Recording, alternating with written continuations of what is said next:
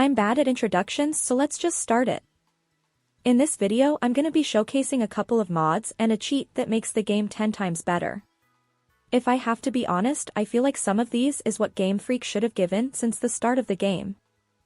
First, I'm sure those who play female trainers already noticed I'm wearing a skirt. Skirts are not in the game, and this is a mod made by a user called Moonling. This mod simply replaces the shorts on the summer uniform with a skirt. So if you're someone who wanted a skirt, this one is for you. Why isn't this already an option in vanilla Pokemon? Nobody knows, but fingers crossed it gets implemented. As a side note, I still have some of my mods from my previous video activated, so if you're wondering why some things aren't talked about, it's cause I already covered it in another video. The mods activated are the No Bag option, Black Miraidon, Moon Jump and Glide, and increase Pokemon density and spawn, so expect to see a couple of frame drops here and there. Carrying on with the video, I recorded 2 clips of the same NPC doing NPC things to the best of my ability. I then put the clips side by side so you can see the difference between the two.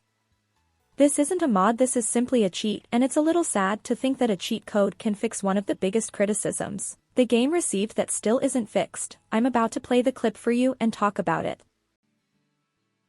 On the left is a vanilla version of the game running on version 1.10, which is the latest update, which was released on December 1st, 2022, if I'm not mistaken. Pay attention to the trainer walking with her Pokemon and the Tauros. I know it might be a little hard to see due to the video being a little more compressed. Now on the right is a cheat code enabled on that same version of the game. Notice the difference in the fluidity of the NPC and Pokemon? Even when it's approaching closer, it still seems stiff on the left and more fluid on the right. This was one of the biggest complaints about the game at launch, or even before launch, was the fact that NPC in the distance were doing NPC things at 2 frames per second. The fact that a simple cheat fixes this is mind-blowing. Sorry, I'm not here to rant about this, just figured someone would like to know there's a fix already out there.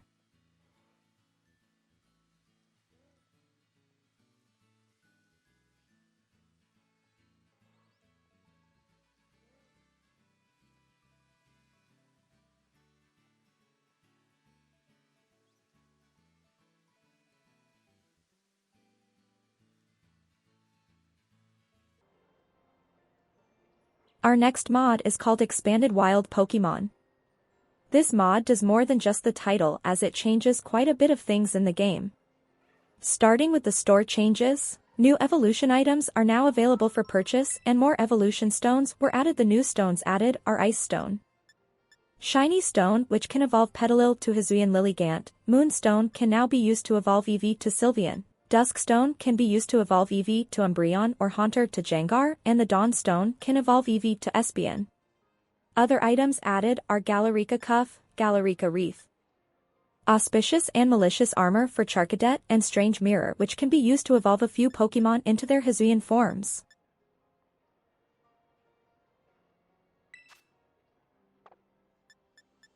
Additionally, trade evolutions can now be done solo, with a few changes made to a few items such as Power Bracer and Destiny Knot.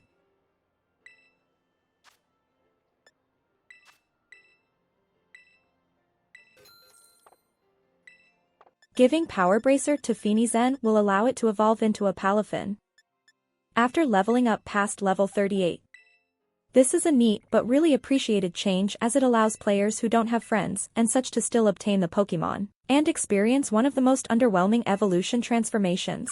I still love Palafin though.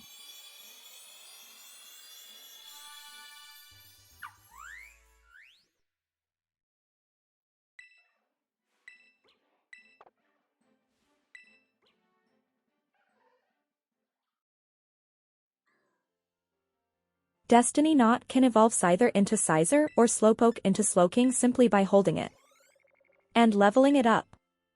But we will be cancelling our evolution, as I don't have another Scyther to showcase the evolution changes. Giving Scyther a Strange Mirror and leveling it up will give you a Cleaver on the other hand. Other Pokemon who evolve via Mirror include Bergmite, Dartrix, Duat, Gumi, Kalava, Rufflet, and Ursaring.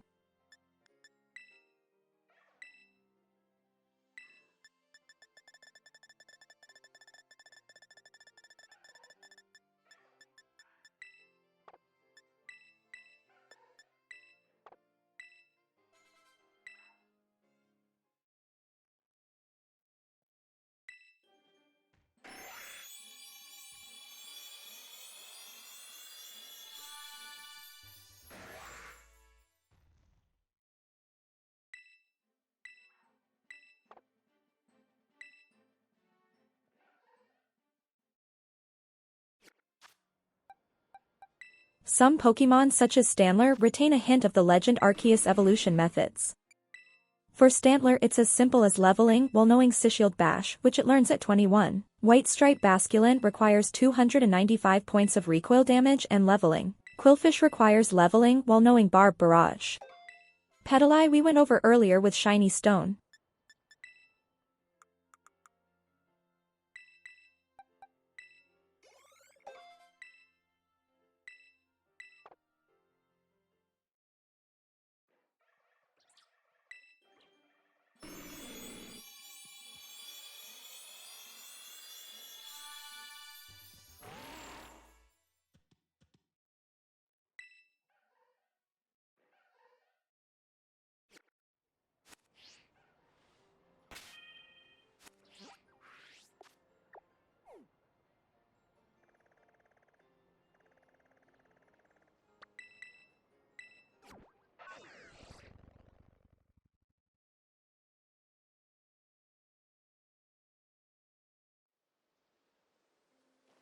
Moving forward with this mod, many Pokemon home transferable Pokemon have been added to the wild, such as regional forms and the various starters, for a total of 51 added into the wild. These forms range from Alolan, Galarian, and Hisuian. The final evolutions of many of the added Pokemon cannot be found in the wild however, but you can now access them via in-game methods such as evolving earlier evolutions or using the new evolution items we went over earlier, for 25 additional Pokemon. You can also find the Paldeen starter Pokemon out in the wild, as well as all 20 Vivillon patterns have been added to the wild, and can be obtained randomly through evolution, making the world in some areas like this a little more colorful. We're approaching the end of the mod showcase here shortly, so I just want to take a moment to fill in the silence, to thank everyone for subscribing to the channel recently. I'm glad many of you have found my videos helpful, and if you're new, and find this interesting or any of my older videos helpful, please do subscribe as it will help me in the long run of things. I also want to give a small update for the channel. Making Pokemon content is harder than I imagined, as I don't want to recycle content people might already have seen similar to others. With that said, I'm out of ideas and just might have to recycle despite not wanting to do so.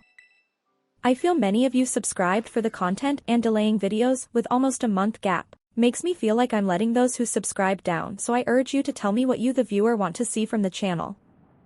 Carrying on with the video, the final portion of this mod is version exclusives being removed. You can find any version exclusive Pokemon excluding the legendaries, despite what version you're on in the wild, which I find really cool as I feel it expands the story in a whole different direction. It's like having a whole new game similar to the third versions we used to get, like Pokemon Yellow, Crystal and Emerald, etc. With that said, what do you get when you mix Scarlet and Violet? The color magenta, so let's refer to this as Pokemon Magenta. All seriousness, huge round of applause to Team Sari for making this mod and almost all the other mods in my previous showcase, under their old name of Aria Sari. Seriously, I hope the developers at Game Freak can take some notes on some of the mods presented, and make the game better for everyone to enjoy. As always, thanks for watching, leave a like, subscribe for more, and stay safe and enjoy the game.